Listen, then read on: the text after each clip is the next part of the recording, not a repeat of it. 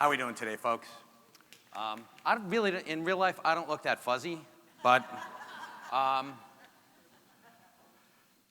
20 years ago, comic book properties were relegated to Saturday morning cartoons and the occasional Saturday Night Live skit.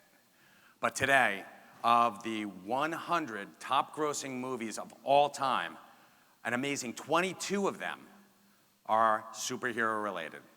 And of the top 10, 4 grossing, I believe, $5.8 billion with a B dollars, which is more than the gross national product of many European countries. Those 4 are the Avengers movies and Black Panther. It seems that the Marvel Cinematic Universe has a lock on a formula that touches a lot of people. And to be honest with you, there are 2 theories of thought on this. The one is very short, which I'll tell you right now. It's that the fanboys grew up and they got some power in Hollywood. Directors like Joss Whedon, Sam Raimi, the Russo brothers, and because he'd fire me if I didn't mention his name, Kevin Smith. He's never directed a comic book movie, but he has written scripts for 3 unproduced superhero movies, which is horrible, but he got paid for it, so that's great. You thought you were getting off the hook. Now I'm gonna give you a long answer, too. So the long answer is something we have to go back in time. 80 years ago this month, a little thing popped up in, actually it created pop culture. Action Comics #1 hit the stand. It was the very first comic book to introduce a superhero, a concept that had never been seen before. And that superhero, of course, is Superman. He was created by 2 teenagers from Cleveland, Ohio, Jerry Siegel and Joe Shuster. In the movie Man of Steel, Henry Cavill answers the question that Lois Lane poses to him, why do you have an S on your chest? And he said, it's not an S, it's a Kryptonian symbol for hope. These gentlemen didn't realize it, but they were creating a symbol of hope for people in the Great Depression. And as a matter of fact, that was the first stone in the pop cultural landscape that we know now. It opened the floodgates for many imitators and people who would share his universe. Characters like Batman, the Human Torch, Green Lantern, The Flash, and one of my favorites, Captain Marvel, the original. Not the one that's going to be in a new movie next year, which will probably be in the top 2 grossing movies of all time. So we had that, and this was during the depths of the Great Depression. These heroes actually gave people hope. It was a very cheap and very portable form of escapism. A comic book you could fold up and put in your back pocket.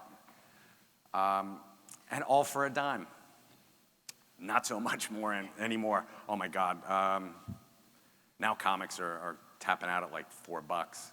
So America moved on. We started to gear up for war. So we started to see a bunch of heroes who would wrap themselves in the flag and be more patriotic. We had Captain America. We had Uncle Sam. We had Ms. Marvel. And we had my favorite, Wonder Woman. Here we go. Take a look at that, folks. Any day you get to see Captain America punching Adolf Hitler, it's a good day. And I want to point one other thing out. This was drawn by Jack Kirby, who's a legend in the field and who is and would become even more important than he was in the 40s, in the 60s. He drew this, and this was the cover to Captain America Adventures #1, which was printed in, if I'm not mistaken, the summer of 1941, before America got into World War II. Pretty important. If you never thought that comics were political, wrong. So then America enters the war, we go through the war, and comics are still popular. At the end of the war, there was prosperity. A middle class emerged in America, and comic books were everywhere. until a gentleman by the name of Frederick Wortham, he was a hack psychologist, you can tell I don't like him already, can't you? Who purported that he had proof that comic books contributed to teenagers, normal, average American teenagers, becoming juvenile delinquents. He stated that Wonder Woman led young ladies down the road to lesbianism, and Batman and Robin were saboteurs trying to get young men to turn homosexual. I don't understand his thinking, but it turns out that everything, all of his supposed proof were lies and sham, but he had done enough damage. He had forced comic books to create their own self-censoring code. It was the Comics Code Authority, which gave them license to tell comic companies what they could, and more importantly, what they could not print. So comics languished for about a decade until the 1960s, 1961. Jack Kirby, this gentleman who drew this, and Stan Lee came up with a concept. They were springboarding off of DC Comics' popular Justice League comic, which had just started. And it took all of their most popular characters and gathered them as a team. And it's no miss, right? Except in the cinemas. But don't tell Warner Brothers I said that. So Stan Lee and Jack created this family of adventurers, the Fantastic Four. You might have heard of them. They were a family. They quarreled. They bickered. They fought. It was amazing. They created the Marvel Universe, which were a bunch of people with flaws. They were heroes, but you never knew if they were going to quit.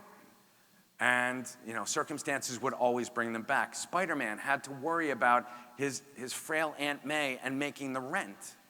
The Avengers were a bunch of guys who worked together, and one woman, who would continually backbite each other. These were the comics that I grew up on, and these are the comics that I became most passionate about. These are the comics that you are seeing right now up on the big screen. The Avengers. Tony Stark, kind of a jerk, right? Played perfectly by Robert Downey Jr. I've never met the man, so I can't tell you what his character is like. So that's part of why Marvel is killing it at the cinemas. At the cinemas, I sound like a 70-year-old man. And why DC has yet to catch up. But I'm confident that they will. Now I'd like to tell you a little bit about my passion for pop culture. I was going to tell you a little bit about my secret origin, but it's really boring. And if you're having lunch with us, you can corner me and I'll talk your ear off about it. But I got a second chance. I was offered a job at arguably the world's most famous comic book store, and I jumped at the chance. So I see people come in, and they're differently abled. Children who suffer from physical, mental, and emotional issues that I can't even begin to understand, but they come in and they feel safe amongst their heroic friends. I've had parents come to me and ask if there's any way that I can help their child get into reading. He just doesn't care. And that's kind of how I got into comics. I started to read because the pictures and the words made a story. And it was a story that touched me. I've gone to comic book conventions, and I've had veterans come up to me, veterans who went off to war and came back and were changed, and they couldn't relate to anybody anymore. There was one gentleman who told me a story that he was in a PTSD support group, and they all went out for a beer afterwards, to kind of make fun of the guy who was trying to help them. And they went to a bar, there were 5 of them, and they were sitting around having a beer, and they looked up. It was a Sunday night, and my show came on, our show came on, Comic Book Men. And they all started to talk about how much they loved comics and collectibles. And they formed a group that met after their post-traumatic stress disorder therapy group to talk even more about what was going on and, more importantly, how they got through it. So I wouldn't trade my job for anything in this world. I mean, I get to podcast and lend my geekiness to thousands of other people. If you like what you've heard here today, you can go onto a Shared Universe website. We've spoken and podcasted with many of the speakers, so it's just an added bonus. So, I mean, I love what I do. I wouldn't trade it for the world. Comic books allow people to break down barriers. It brings us together as people. 40 years ago, I was laughed at for reading comic books. And now, I'm on stage doing a TEDx talk. So, who figured? So thank you so much, and have a great day.